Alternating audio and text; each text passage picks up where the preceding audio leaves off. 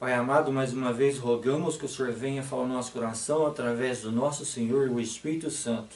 É o que lhe pedimos, Pai amado, em nome e por amor do nosso Senhor Jesus Cristo. Amém. Amados irmãos, a Igreja Adventista surgiu em um momento profético. Somos um povo chamado por Deus para pregar as 3 mensagens angélicas. E parte dessa mensagem se encontra no verso 7 de Apocalipse 14, onde nós lemos: dizendo em grande voz, temei a Deus e dai-lhe glória, pois é chegada a hora do seu juízo, e adorai aquele que fez o céu, e a terra, e o mar, e as fontes das águas. Eu gostaria de destacar essa primeira parte do verso 7. Temei a Deus e dai-lhe glória, pois é chegado a hora do seu juízo. Amados, como Deus é glorificado? Veja que nós temos como missão pregar uma mensagem para toda a humanidade, para que possam glorificar o nome de Deus. Então, nós precisamos saber com muita clareza como Deus é glorificado. O que representa esse chamado para todos os homens, para que possam temer a Deus e então dar-lhe glória. Como Deus é glorificado? Dar glória a Deus é glorificar a Deus. Como isso acontece? Nós vamos ler 2 versos da palavra de Deus, onde Jesus Cristo nos revela com muita clareza como o nosso Pai amado é glorificado.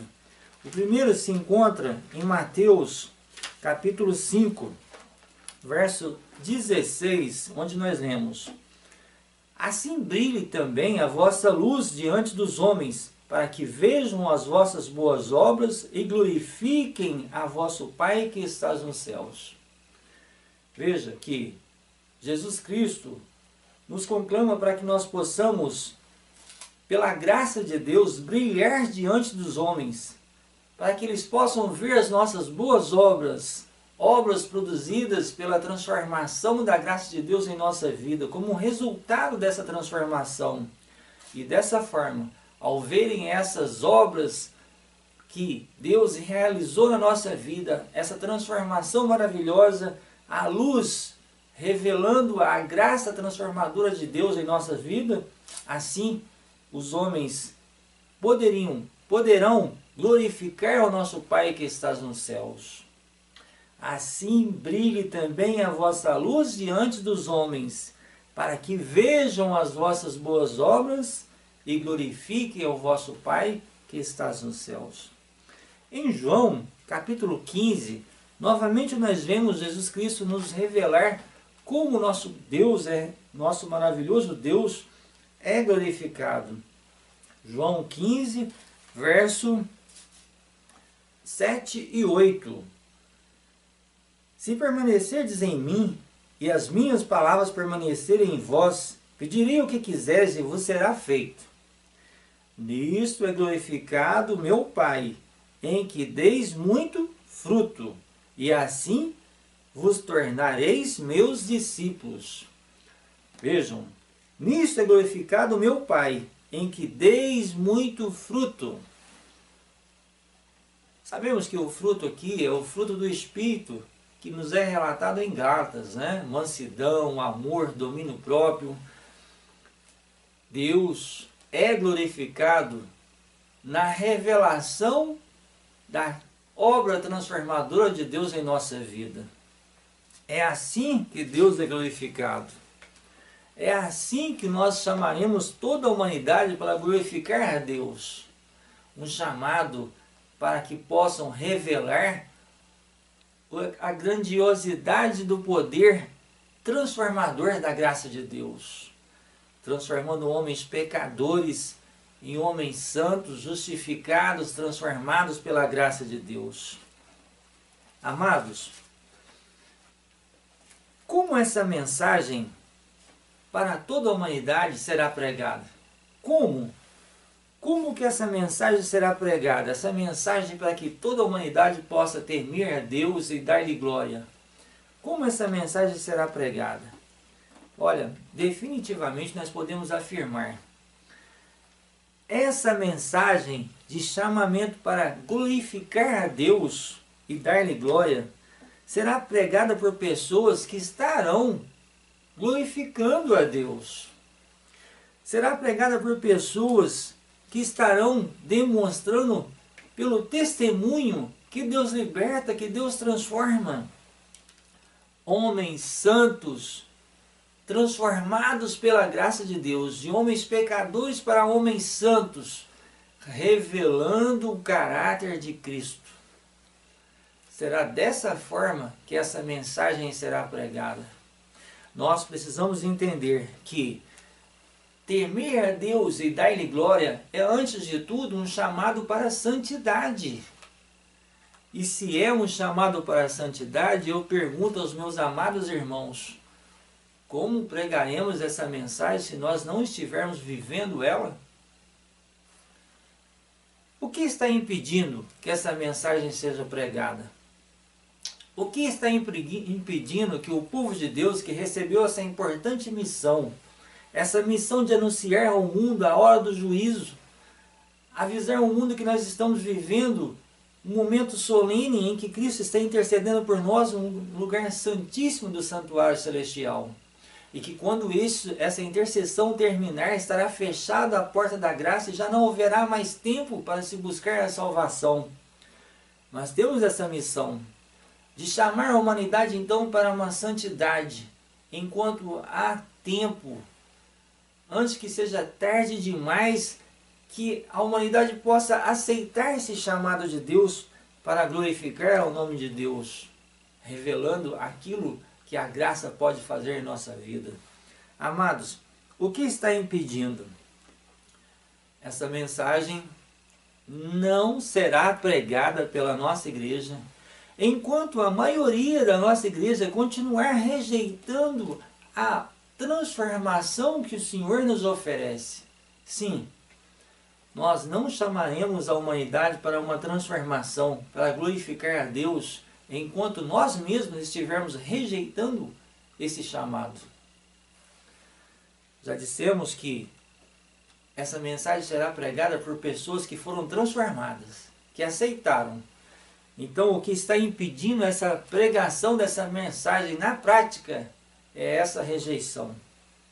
Nós temos aqui um trabalho, um livro preparado pela nossa igreja, Reavivamento Verdadeiro, a maior necessidade da igreja, onde nós leremos alguns textos do Espírito de Profecias que nos revelam a necessidade de uma mudança de posição diante dessa mensagem. A necessidade de uma mudança de postura, uma mudança para que nós possamos aceitar essa mensagem, viver essa mensagem, para depois sim estarmos preparados para pregarmos essa mensagem para toda a humanidade. Amados, aqui no verso, na página 13 nós lemos: a igreja precisa despertar para a ação. O Espírito de Deus não poderá vir enquanto ela não preparar o caminho. Deve haver diligente exame de coração, deve haver oração unida e perseverante e o reivindicar pela fé as promessas de Deus. Deve haver não o cobrir o corpo de pano de saco, à semelhança da antiguidade, mas profunda humilhação espiritual. Veja, amados, não temos a mínima razão para congratulação e exaltação própria. Na página 11, nós também lemos: quando o caminho estiver preparado para o Espírito de Deus, a bênção virá. Quando o caminho estiver preparado. E eu penso, amados, que o impedimento maior hoje de que esse caminho esteja preparado é essa rejeição. Essa rejeição, repito, da obra que o Senhor realmente deseja fazer em nossa vida. Parece que se tornou proibido falar em vida sem pecado. Revelar o caráter de Cristo, isso é coisa de fanático. Ser plenamente libertado do pecado, isso é coisa de perfeccionista. Sabe, amados? As pessoas que ousam falar isso, perdem cargo na igreja, não é convidado mais para pregar. Isso que acontece na prática, isso o que eu tenho vivido na prática, o que eu tenho experimentado na prática, na verdade, é essa rejeição. Se você ousa falar em realmente ser libertado do pecado, parece que você está blasfemando. E essa rejeição parte acontece pela maioria dos próprios membros da igreja adventista, que deveria aceitar essa mensagem para então pregar essa mensagem para a humanidade. Eles mesmos estão rejeitando. A maioria ainda continua rejeitando e lutando contra essa mensagem. Veja aqui, amados, esse texto de Espírito e Profecia, no mesmo livro, Reavivamento Verdadeiro, página 13. Achamo-nos no grande dia da expiação, quando nossos pecados devem, por confissão e arrependimento, ser apresentados ao juízo. Deus não aceita agora um testemunho frouxo e sem vigor da parte de seus ministros. Tal testemunho não combina com a verdade presente. A mensagem para esses dias precisa ser alimento a seu tempo para nutrir a igreja de Deus. Mas Satanás tem procurado gradualmente roubar o poder dessa mensagem para que o povo não esteja preparado para subsistir no dia do Senhor. Muito claro, né, amados? Enquanto nossos ministros insistem em agir politicamente correto, pregando mensagens que agradam aos ouvidos carnais, vem essa admoestação do nosso Pai amado. Deus não aceita agora o testemunho frouxo e sem vigor da parte de seus ministros. Tal testemunho não combina com a verdade presente. A mensagem para esses dias precisa ser alimento a seu tempo para nutrir a igreja.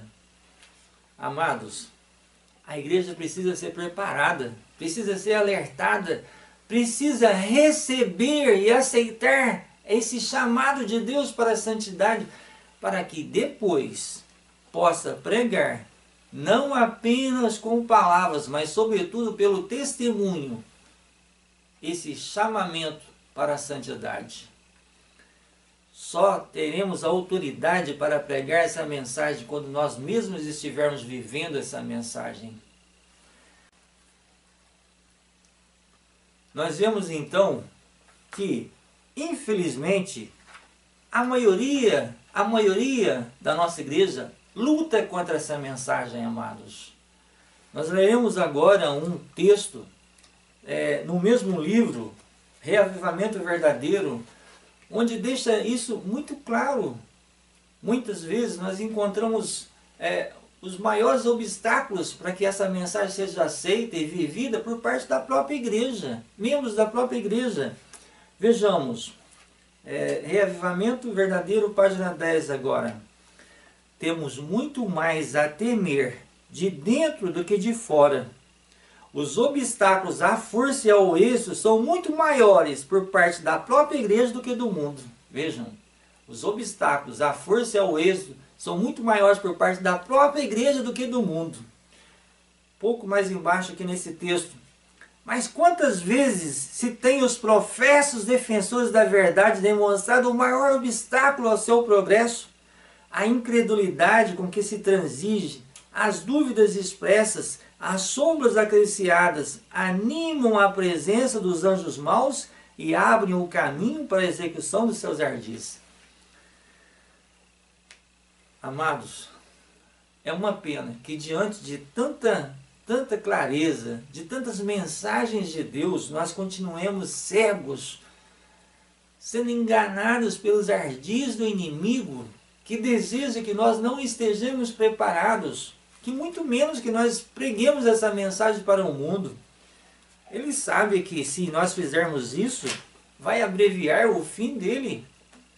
Então, ele tem lutado com todos os esforços para impedir que essa mensagem seja aceita, que seja pregada. Deus está nos chamando para uma missão. Para uma missão. Repetimos, precisamos entender que Temer a Deus e dar-lhe glória é, antes de tudo, um chamado para a santidade. Os vasos ainda não estão preparados. O Espírito de Deus será derramado sobre a igreja tão logo estejam os vasos preparados para recebê-lo. Por que não exercer a fé em que as divinas bênçãos do Espírito Santo aumentarão em grande medida e fortalecerão os agentes humanos para que se revele a glória do Senhor? Vejam, Cristo Triunfante, página 65.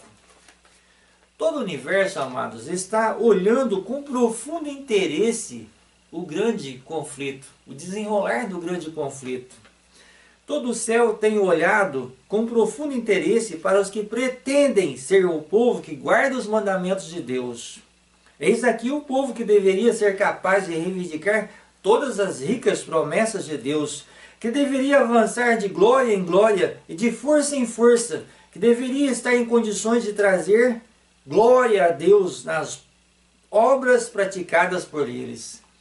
Trazer glória a Deus nas obras praticadas por ele. Glorificar o nome de Deus. Assim resplandeça a vossa luz diante dos homens, para que vejam as vossas boas obras e glorifiquem ao vosso Pai que estás nos céus. Mateus 5,16. Fé e obras, página 59. Que o Senhor então aumente nossa fé, amados irmãos. Que possamos então aceitar esse chamado de Deus. Que paremos de lutar contra essa mensagem, que paremos de rejeitar essa libertação que o Senhor nos oferece. Que nós que professamos ser o povo que guarda os mandamentos de Deus, possamos aceitar essa obra libertadora da graça de Deus e então, transformados e libertados plenamente do pecado, estando glorificando a Deus, nós possamos chamar toda a humanidade, pregar essa mensagem, chamando toda a humanidade para glorificar a Deus, não apenas com palavras, mas sobretudo com o testemunho de quem já foi libertado e transformado pela graça de Deus. É o que nós desejamos para a nossa amada igreja, para o nosso amado povo. Um preparo verdadeiro para o encontro com o nosso maravilhoso Jesus. Pai amado, obrigado pela missão que o Senhor nos confiou. Nos prepare e nos liberte. Nos ajude, ó Pai, salva-nos para o Teu reino, nós te rogamos, em nome e por amor do nosso Senhor Jesus Cristo. Amém.